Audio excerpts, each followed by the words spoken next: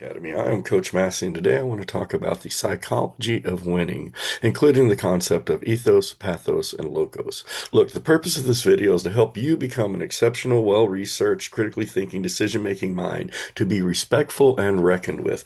Don't get bored of winning. Get bored when you win everything and then you get old. It's hard to stay at the top, okay? Imagine a world where everyone wants to knock you off. You have to be the worst critic at the right times, your worst critic, always looking to figure out how to improve. Don't blame, internally constructively criticize, not just in the debates, but before and after. Practice for repetition, not trial and error. We tried it, but it didn't work. We will do something else. That's not a winning method. Tried. Or did you consume an argument and decide you were going to beat them with the argument and prepare in such a way to beat the other team? Or did you prepare to try an argument? One is shallow, the other is depth for argument, depth for out rounds, which is finals.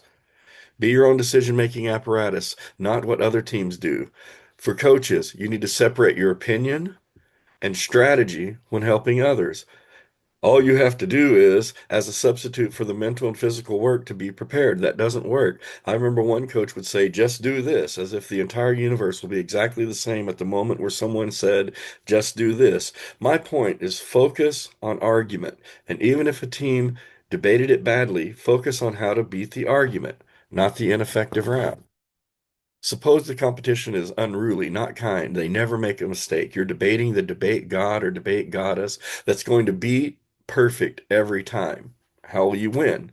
If you can beat Godzilla, then you can beat Kermit the Frog. It's all the small things that matter. You put together a good method consistently, doing all the small things over and over again. Success becomes just as repetitive as the process. You can't flow well one round and then not read clearly the next round, but then not flow but ask great crossfire questions the next round or cross-ex questions.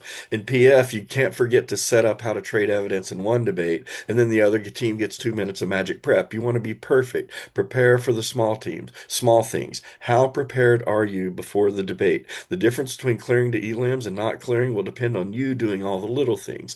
10 seconds of prep may make the difference between you winning a world championship or getting second. 10 seconds of speaking time may also make the difference. So, key issues. One, tech and team. No flaws. Tech and team. These are the things that you need to make sure are not an issue or an obstacle to your success. If you have problems with one of these issues, then your success is limited. These things need to be cleared out of the way before you go to the tournament. One, your tech. Do you have good internet? Make sure your computer doesn't crash. Are your Word docs ready to be able to access all, or you have the programs to access the docs you need? If you need paper, do you have enough paper? Do you have enough pens to write if you're flowing on paper? You need to be tech ready. You need to be accessing to your files. You need to have them open. You also need to make sure that your laptop is plugged in. Whenever you have to talk to your partner and you're debating online and you're not in the same place, do you have a method by which you two can communicate? Do you have a method by which you can prepare during rounds while you two communicate? Second thing, your team communication. You can't change right before the debate. Should all be, you're all sharing a folder with your partner and then all the cases should be practiced and timed like professionals. Don't be changing things up so much. The best debaters are aware of how every argument made in the debate fits into their larger story. The best debaters don't chase, they lead. The best debaters don't chase, they lead. Do what they do well, and they have no care for what others do, only for the intel and how to defeat them. You should be the trendsetter, not the rule maker. There's a difference. You're not saying the rules of debate are, you are saying that we need to do these good things and these good methods in debate. Be a trendsetter for good debate practice. Look, psychology of winning comes down to ethos, pathos, and logos. Winners look like winners. That's what we call ethos. Never reach the point of incomprehensibility. A lot of people want to be fast, but then they become incomprehensible. You're losing ethos. Always be the one who has done everything to make the round simple for the judge. That's how you maintain ethos is clarity. No such thing as judge screw. The question becomes, how could I have won? When did the debate change? Did the judge nod their head at some point in the debate where I missed it? You need to be aware that the judge is a person. And so whenever a debater comes back to me and says, oh, the judge made a bad decision, I think that they wanted to vote against us, you have to think, well, then what made the judge want to vote against you? What did you do in the debate that made them feel like they did not want to vote for you? Always watching the judge, always reading them.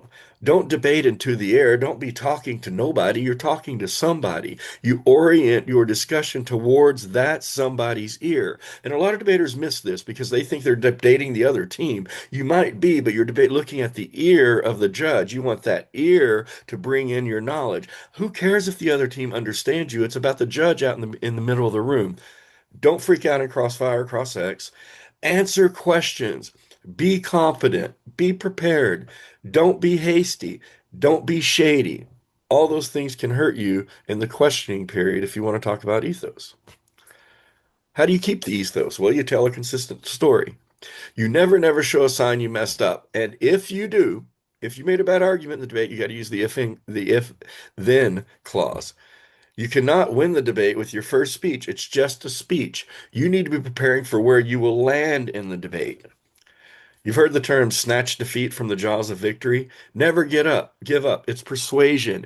Even if you feel you've botched the debate early, you can still find a way to win the debate late. Debaters make bad mistakes sometimes. They mismanage their time. They don't flow. They don't understand that the judge is not understanding what they're saying. And so the judge's mind can change at any time. It might even be the last 5 seconds of a speech. Don't give up. Never, to me, never depend on procedural rules to win the debates. Depend on persuasion, logic, and good argument choice. Debate about something substantive. Don't trivialize important theoretical positions just to run theory, okay? I think that if you have theory in your arsenal and that's the way that you go to try to win debates, I don't think you can be a national champion. I could be wrong, but I think you got to win on substance. Ethos for the win. What does that mean? Whenever I'm exchanging evidence, I'm good at it. Whenever I'm interacting with my partner, we communicate well and we don't undermine each other. I'm organized. I have a good setup. I have my timer. I have my drink. I don't ask to go to the washroom right before my speech where I look shady because it looks like I might be going to the bathroom to cheat. I have cooperative language versus demanding language. And what I mean is when I ask the judge how much prep time I have, I'm not telling them. I'm working it as a more of a I guess, a communal effort. Okay. And so when I say I have 4 minutes left, so I'm going to use the last two, and the judge is sitting there going, no, you have 3 minutes left, or you have 2 minutes left. And at that point, you have created a source of friction between you and the critic. You do not want that. That's why you want to use cooperative language and not be the demanding person in the room. Are you cheating or being unfair? If you are, then you're probably losing ethos. And the one last thing I'll say on how you lose ethos, in ethos for the win is long roadmaps. Come on. It's very clear what are the pages that you're going to. Don't give a speech before the roadmap. Don't try to make normative claims during your roadmap speech about the other team while you're trying to say what you're going to go to.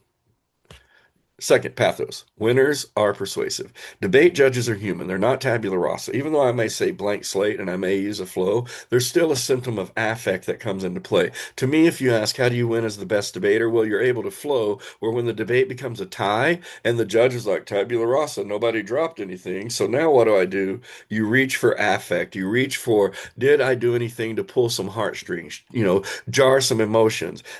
You are your own style. You need to do it well. There's no definition of what debate means. Debate is what we make it. So you need to figure out, how do I make it fun, interesting, and how do I appeal to the pathological emotions of the judge? Even of the opponent. Look, if you appeal to, I mean, I've seen this many times. I had a team, OUCL, that once the other team started feeling bad and dirty, you could tell the judge was like, yeah, we all agree OU won. So I'm going to vote for OU at the end. The other team sitting there going, yeah, yeah, yeah, yeah, yeah, yeah. And so that is good affect. Okay. You get them to start believing that they've lost, then you're really going to win. Three, winners are logical. Logos. Never be non-logos. Never be loco. Never be crazy. Never be out of control. Always have a good grasp of the arguments. Debate is an intellectual game. You need to be more prepared than your opponent. A bad argument prepared well is sometimes better than a good argument with very little preparation because you know your weakness and you're ready to defend it. Practice like you play. Use up every prep time second. Do all the small things that make you win. That's how you make it to the next level. Don't be any level, be next level.